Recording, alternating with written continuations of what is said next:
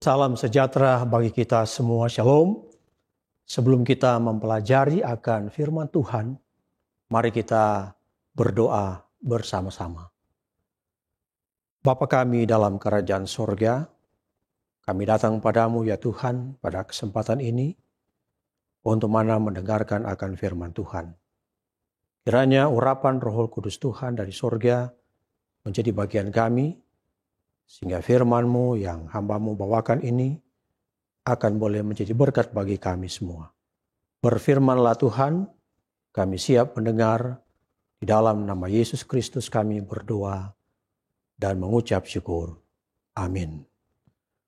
Pembahasan firman Tuhan pada saat ini saya memberikan judul Pelajaran di Tepi Danau Galilea. Pelajaran di tepi Danau Galilea. Berbicara tentang Danau Galilea juga disebut sebagai Danau Genesaret atau nama lainnya.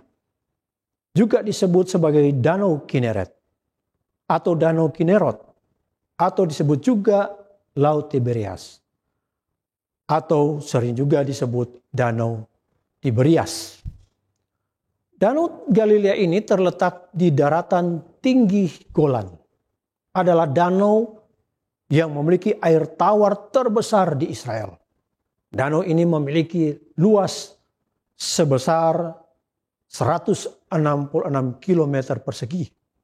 Dan kedalamannya mencapai 43 meter. Terletak di 211,315 meter di bawah permukaan laut. Kalau kita berbicara tentang di tepi Danau Galilea, ada beberapa peristiwa atau ada beberapa kejadian yang ada hubungannya dengan pelayanan Yesus. Yang pertama kita boleh baca dalam Matius 4 ayat 12, berbicara tentang di tepi Danau Galilea atau Galilea sendiri. Kita dapati di sana bahwa Yesus berada di Galilea ketika Yohanes ditangkap dan Yesus kemudian mengungsi di tempat itu. Bahkan awal pelayanan daripada Yesus sendiri dicatat dalam Matius 4 ayat 17 bahwa Yesus memulaikan pelayanannya di sana. Pada waktu Yesus memilih 4 murid pertama, dalam Matius 4 ayat 18 mengatakan dilakukan itu di Galilea. Bahkan kalau kita lihat salah satu juga mujizat yang dibuat Yesus di Galilea, yaitu memberi makan 5.000 orang. Catat dalam Yohanes 6 ayat 1 sampai 15. Akhir pelayanan Yesus juga diakhiri di Galilea dalam Matius 26 ayat 32. Dan tempat Yesus di mana dia terangkat ke sorga, akhir pertemuan dengan murid-muridnya, itu terjadi di Galilea. Dalam Kisah 1 ayat yang ke-11. Ada banyak hal yang terjadi di Galilea, khususnya di tepi Danau Galilea. Salah satu yang kita akan pelajari pada kesempatan ini adalah di dalam kitab Yohanes pasal 6 ayat 1 sampai yang ke-15. Kita boleh membacanya bersama-sama bila mana mempunyai Alkitab di tangan Anda. Di dalam Yohanes 1 ayat 6 ayat 1 sampai ayat yang ke-15, Yesus memberi makan 5.000 orang kalau kita membaca perikopnya.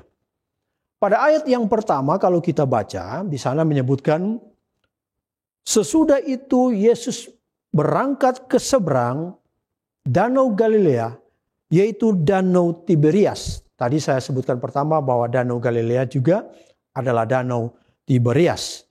Sebenarnya Yesus berada di tempat ini, hal yang dia mau lakukan adalah ia ingin beristirahat dari pekerjaan yang dia lakukan, pelayanan yang dia lakukan karena terlalu capek bekerja, dan dia mengambil tempat untuk berasing. Tetapi pada ayat yang kedua ketika kita baca di sana, mengatakan bahwa orang banyak berbondong-bondong mengikuti dia. Rupanya keberadaan Yesus di tepi Danau Galilea ini tersebar luas di antara orang-orang pada waktu itu di tempat itu. Lalu mendapat kabar demikian mereka datang begitu banyak. Bahkan Alkitab mengatakan mereka berbondong-bondong untuk melihat Yesus dan mengikuti Yesus. Oleh karena mereka juga ayat ini mengatakan karena mereka ingin melihat mujizat-mujizat penyembuhan yang diadakan terhadap orang-orang yang sakit, orang-orang yang datang mengikuti Yesus. Ada banyak memang orang mengikuti Yesus karena berbagai alasan pada waktu itu. Karena ada maunya mereka datang untuk bertemu dengan Yesus. Ada ingin agar mereka disembuhkan dari sakit. Ada mungkin ingin mereka boleh lepas dari setiap masalah. Demikian pula kita hidup pada zaman ini. Banyak orang datang mengikuti Yesus oleh karena berbagai alasan. Oleh karena mereka menginginkan sesuatu dari Yesus. Dan pada waktu orang banyak ini berbondong-bondong datang untuk melihat Yesus, untuk mencari Yesus, maka dalam Yohanes 6 ayat yang ke-5, ini adalah perhatian Yesus kepada setiap orang yang datang kepadanya, termasuk orang-orang pada waktu itu. Ayat 5 mengatakan, ketika Yesus memandang sekelilingnya dan melihat banyak orang berbondong-bondong datang kepadanya.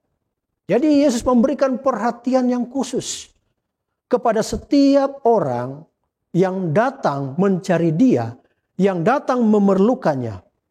Dikatakan dalam ayat ini, Yesus memandang dan melihat mereka. Kita sangat bersyukur oleh karena memiliki Yesus seperti ini.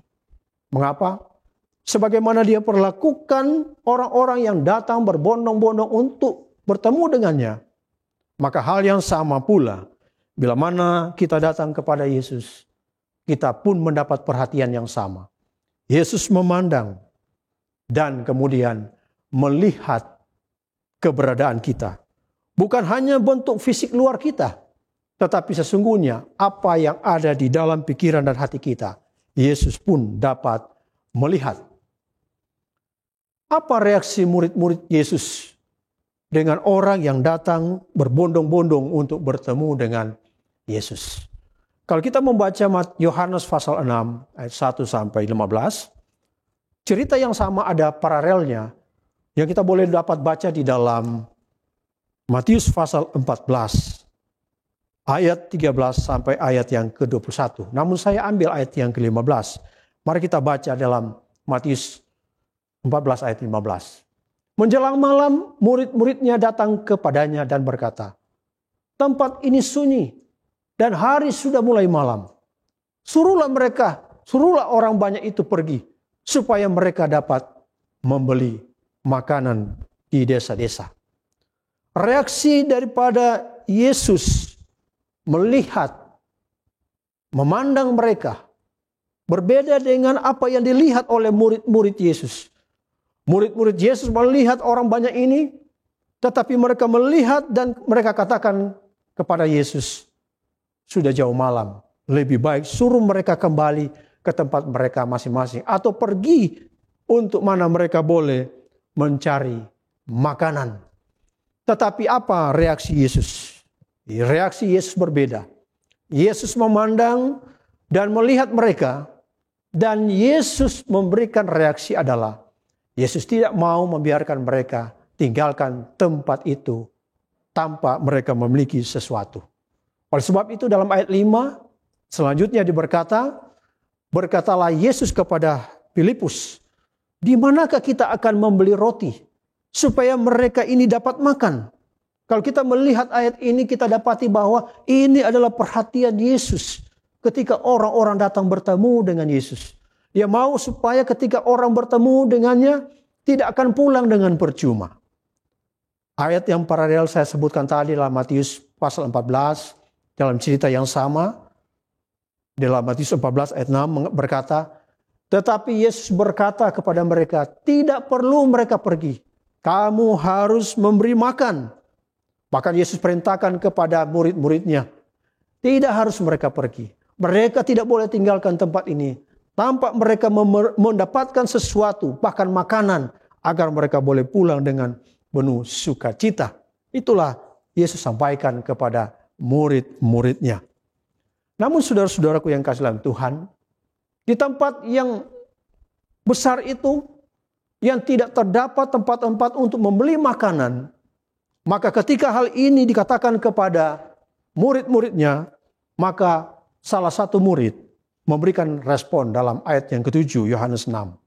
Berkata demikian, jawab Filipus kepadanya, roti seharga 200 dinar tidak akan cukup. Perhatikan apa dikatakan oleh Filipus. Roti seharga 200 dinar tidak akan cukup untuk mereka. Sekalipun masing-masing mendapat sepotong kecil saja. Kita lihat bagaimana reaksi daripada Filipus. Melihat apa yang dikatakan oleh Yesus, tidak boleh mereka pulang tanpa mereka makan.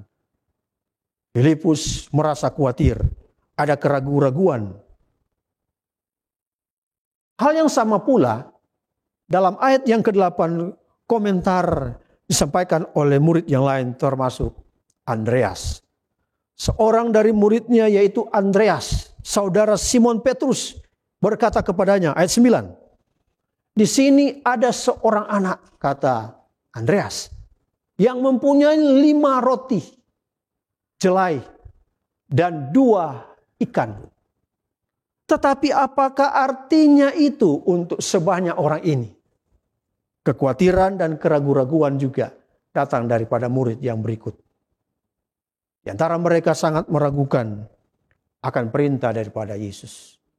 Tapi Yesus katakan bahwa kita tidak boleh biarkan mereka pulang tanpa mereka dipenuhi kebutuhan mereka. Itulah sifat daripada Kristus.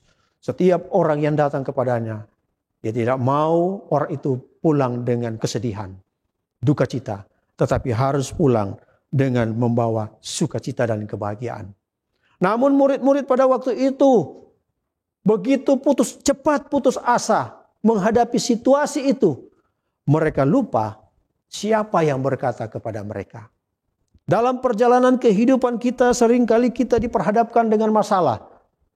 Dan kadang-kadang kita cepat putus asa. Kita begitu khawatir dengan keadaan kita. Kita lupa ada Yesus sebagai Tuhan dan Juru Selamat kita. Yang senantiasa menolong dan memberkati kita. Itu yang dialami oleh murid-murid Yesus pada waktu itu. Dari pelajaran ini kita akan dapatkan beberapa pelajaran penting. Hal bagaimana kita boleh melihat bahwa pelajaran di tepi Danau Galilea ini. Yesus sementara mengajarkan kepada murid-murid dan kepada orang banyak. Bagaimana sebenarnya percaya kepada Yesus. Percaya kepadanya, bergantung kepadanya. Tentang hal-hal yang tidak mungkin. Serta Yesus juga mengajarkan kepada murid-muridnya dan banyak orang bagaimana mengucap syukur kepada Tuhan. Bagaimana kita bersyukur atas hal-hal yang sederhana, hal-hal yang kelihatan kecil.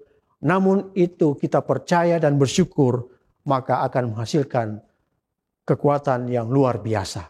Kita lanjut pada Yohanes 6 ayat yang ke-11. Ayat ini mengatakan, lalu Yesus mengambil roti itu. Roti yang telah diserahkan oleh seorang anak kecil yang merupakan bekal dalam perjalanannya. Diambilnya itu. Ayat yang paralel yang sama juga yang saya sebutkan tadi bahwa Matius 14. Kita langkah kepada ayat 18. Memberikan komentar hampir yang sama dengan ayat ini. Mengatakan, Yesus berkata, bawalah kemari kepadaku. Apa yang dimintakan Yesus itu? Adalah roti, 5 roti dan 2 ikan itu. Bawalah kepada Yesus. Walaupun sedikit, walaupun tidak mungkin, walaupun sederhana. Tapi Yesus katakan bawalah kemari. Dan murid-murid membawa roti ini. Atas izin dari anak yang kecil ini. Mereka membawa roti dan ikan yang sedikit ini kepada Yesus.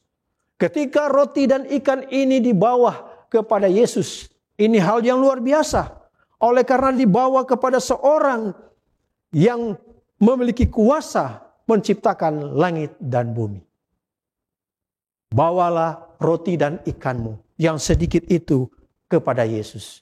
Bawalah roti dan ikanmu, ibarat persoalanmu, ibarat masalahmu, ibarat kesulitanmu, ibarat kesusahanmu. Bawalah, serahkanlah itu ke tangan Tuhan.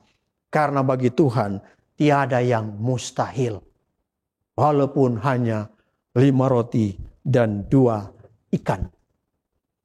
Mazmur 37 ayat 5 berkata, serahkanlah hidupmu kepada Tuhan dan percayalah kepadanya dan Ia akan bertindak. Sementara roti dan ikan di tangan Yesus pada waktu itu disaksikan oleh murid-murid dan juga orang-orang yang banyak yang berbondong-bondong datang kepada Yesus melihat apa yang akan dilakukan Yesus. Mazmur 37 ayat 5 katakan, serahkanlah hidupmu kepada Tuhan dan percayalah kepadanya dan Ia akan bertindak. Serahkanlah masalahmu kepada Tuhan, keluhanmu, kesusahanmu. Matius 11 ayat 28.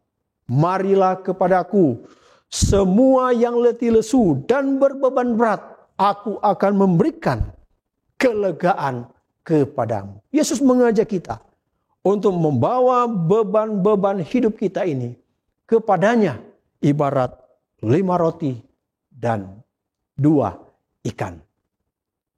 Pelajaran kepada murid-murid di tepi Danau Galilea sangat berarti. Bagaimana percaya kepadanya, bergantung kepadanya, walaupun hal yang tidak mungkin atau mustahil. Serta mengucap syukur atas segala berkat yang kelihatannya kecil, yang tidak ada arti. Tetapi bila mana itu dibawa kepada Yesus. Dalam ayat yang sama Yohanes 6 ayat 11, kalimat yang sama mengatakan, lalu Yesus mengambil roti itu, mengucap syukur. Setelah roti itu diserahkan kepada Yesus, apa yang Yesus lakukan?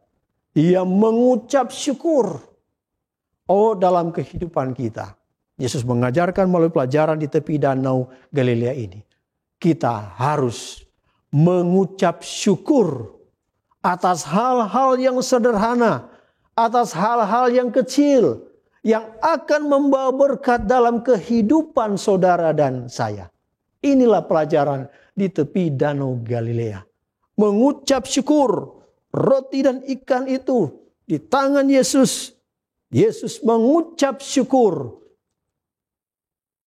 1 Tesalonika 5 ayat 18. Rasul Paulus memberikan nasihat kepada kita. Mengucap syukurlah dalam segala hal. Sebab itulah yang dikehendaki Allah di dalam Kristus Yesus bagi kamu. Mengucap syukur dalam segala hal. Dalam hal yang besar, hal yang kecil, dalam hal senang, dalam hal susah. Apa saja dalam hidup ini. Karena Tuhan mau ajarkan kepada kita melalui Rasul Paulus dan juga lewat cerita pelajaran di tepi Danau Galilea adalah bersyukurlah kepada Tuhan. Filipi pasal 4 ayat 6 berkata, janganlah hendaknya kamu khawatir tentang apapun juga, tetapi nyatakanlah dalam segala keinginanmu kepada Allah, dalam doa, dalam permohonan, dan dengan ucapan syukur. Ini yang Tuhan mau, yang harus kita miliki di dalam kehidupan, yaitu bersyukur dalam segala hal. Sebagaimana pelajaran di tepi Danau Galilea, Yesus memberikan contoh bagaimana bersyukur dalam hal-hal yang mustahil, dalam hal-hal yang kecil, sederhana yang tidak mungkin, tetapi menjadi berkat bagi murid-murid dan orang banyak pada waktu itu. Pelajaran dari tepi Danau Galilea ini sangat memberi pelajaran untuk percaya dan bergantung kepada Tuhan, serta mengucap syukur kepada Tuhan. Ayat yang sama, dan dalam Yohanes 6 ayat yang ke-11, kita kembali kepada ayat ini. Dia katakan seperti berikut, Lalu Yesus mengambil roti itu, mengucap syukur, dan membagi-bagikannya kepada mereka yang duduk di situ. Setelah dia ambil, dia mengucap syukur. Oh, dia bagi-bagikan kepada mereka. Saudara bisa bayangkan, bisa bagaimana terjadinya yang 5 roti dan 2 ekor ikan ini. Kemudian ini dibagi-bagikan kepada orang banyak. Yang kalau dihitung pada waktu itu, Yesus katakan kepada murid, buat kelompok-kelompok. Terhitung ada 5.000 orang laki-laki. Belum kalau dia membawa istri ataupun keluarga. Lebih daripada itu. Tetapi ketika itu diserahkan kepada Yesus, lalu Yesus mengucap syukur, hasilnya luar biasa. Dibagi-bagikan kepada orang banyak yang berbondong-bondong pada waktu itu. Luar biasa bagaimana mujizat yang terjadi pada waktu itu. Yesus mau mengajarkan kepada murid-murid dan kepada orang banyak pada waktu itu. Dan kepada kita semua adalah mari kita bagi-bagikan berkat-berkat yang Tuhan berikan. Walaupun itu kecil, sederhana. Tetapi bila mana itu diserahkan kepada Tuhan dengan ucapan syukur akan menjadi berkat yang luar biasa. Galatia 6 ayat 2 memberikan nasihat kepada kita. Bertolong-tolonglah menanggung bebanmu, demikianlah kamu memenuhi hukum Kristus. Galatia 6 ayat 9 katakan, janganlah kita jemu-jemu berbuat baik, karena apabila sudah datang waktunya, kita akan menuai jika kita tidak menjadi lemah. Roma 12 ayat 13 katakan, bantulah dalam kekurangan orang-orang kudus, dan usahakanlah dirimu untuk selalu memberikan tumpangan. Saudara-saudaraku yang kasih dalam Tuhan, kita harus bagi berkat-berkat yang Tuhan telah percayakan kepada kita. Seorang kaya yang terkenal namanya John D. Rockefeller. Dia berhasil mengumpulkan uang jutaan dolar untuk pertama kali pada usia ke-33 tahun. Dan pada usia 43 tahun ia berhasil membangun sebuah perusahaan monopoli paling besar di dunia, yaitu mendirikan perusahaan Standard Oil Company. Dalam perjalanan karirnya luar biasa, memiliki kekayaan yang luar biasa yang dia miliki. Namun pada usia yang ke-53 dia mengalami kesedihan, kekhawatiran. Kehidupannya tidak tenang, bahkan menghancurkan kesehatannya. Dia memiliki banyak hal dalam kehidupannya, tetapi kebahagiaannya dia tidak miliki. Dalam perjalanan kehidupan itu yang dia jalani. Berupaya untuk gunakan berbagai dokter, memberikan nasihat bagaimana supaya dia boleh dapat menjalani kehidupan, tetapi tidak memungkinkan juga. Pada akhirnya, berapa orang memberikan nasihat kepadanya, agar supaya apa yang dia miliki dibagikan kepada orang. Dan pada akhirnya, di usia lanjut, kemudian dia mengambil keputusan untuk membagikan berkat-berkat yang dia miliki kepada orang-orang. Dengan membuka pusat-pusat kesehatan, membantu orang-orang sakit. Dan pada akhirnya dia memiliki kebahagiaan dalam kehidupannya. Oleh karena membagi-bagi berkat yang Tuhan telah percayakan dalam kehidupan. Dan dia memiliki umur yang panjang yang Tuhan anugerahkan. Saudaraku yang kasih dalam Tuhan, pelajaran dari tepi Danau Galilea. Percaya kepadanya dan bergantung kepadanya. Serta bersyukur untuk hal-hal sederhana. Mari kita lihat pasal 6 ayat yang ke-12. Pada waktu roti ini diberikan kepada Yesus, kemudian dengan ucapan syukur dan kemudian dibagi-bagikan, apa yang terjadi? Ayat yang ke-12 berkata, ini kabar gembira luar biasa dialami oleh murid-murid dan semua orang hadir pada waktu itu. Dan setelah mereka kenyang, luar biasa. Kita lihat pelajaran di sini. Pada waktu dibagikan, semua orang telah mendapatkan roti dan ikan ini. Semua mereka menjadi kenyang. Artinya mereka terpuaskan dahaga mereka, lapar mereka. Mereka boleh pulang dengan berkat-berkat surgawi. Kenyang menggambarkan rasa kepuasan dan kecukupan akan berkat Tuhan. Ditandai dengan mereka merasa kenyang, menikmati berkat Tuhan. Filipi 4 ayat 11 katakan, ku katakan ini bukanlah aku kekurangan, sebab aku telah belajar mencukupkan diri dalam segala keadaan. 1 Timotius 6 ayat 7 dan 8. Sebab kita tidak membawa sesuatu apa ke dalam dunia, dan kita tidak dapat membawa apa-apa keluar, asal ada makanan dan pakaian cukuplah. Ibrani 13 ayat 5 berkata, janganlah kamu menjadi hamba uang, dan cukupkanlah dirimu dengan apa yang ada padamu. Karena Allah telah berfirman, aku sekali-kali tidak akan membiarkan engkau, dan aku sekali-kali tidak akan meninggalkan engkau. Beberapa ayat yang saya telah bacakan tadi, ini menunjukkan, menggambarkan ketika kita menikmati berkat-berkat Tuhan, kita harus merasa puas, harus merasa cukup dengan apa yang telah kita miliki. Pelajaran dari tepi Danau Galilea. 5 roti dan 2 ikan ini dibawa oleh anak ini. Disyukuri. Dan dia pun merasakan berkat itu. Oh, luar biasa. Ada berkat-berkat Tuhan. Dan terakhir kita boleh lihat dalam ayat yang ke-12 dan 13. Setelah mereka kenyang, Yesus katakan, kumpulkanlah potongan-potongan yang lebih, supaya tidak yang terbuang.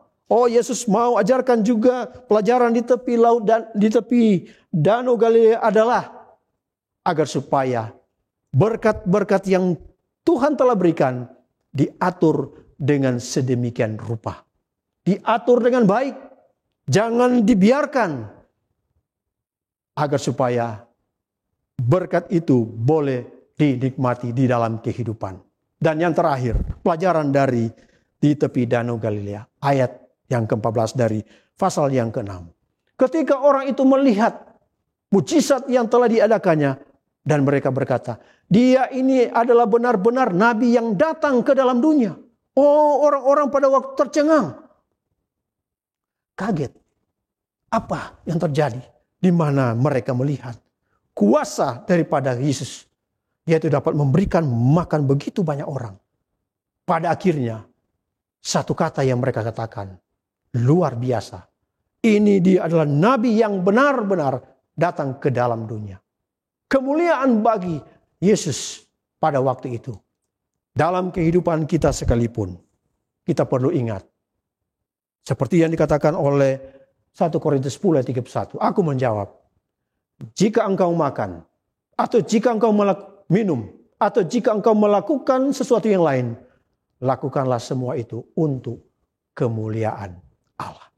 Tuhan mau ketika berkat-berkat yang kita alami, yang mustahil, yang tidak mungkin, tapi dalam kuasa dan mujizat Tuhan bisa buat. Dan berkat-berkat yang sederhana kecil, yang Tuhan lakukan sehingga menghasilkan mujizat yang luar biasa. Jangan lupa, biarlah kembalikan untuk kemuliaan bagi nama Tuhan. Demikianlah firman Tuhan, pelajaran di tepi Danau Galilea akan memberkati saudara dan saya. Oleh sebab itu, mari kita akhiri firman Tuhan ini dengan berdoa bersama-sama.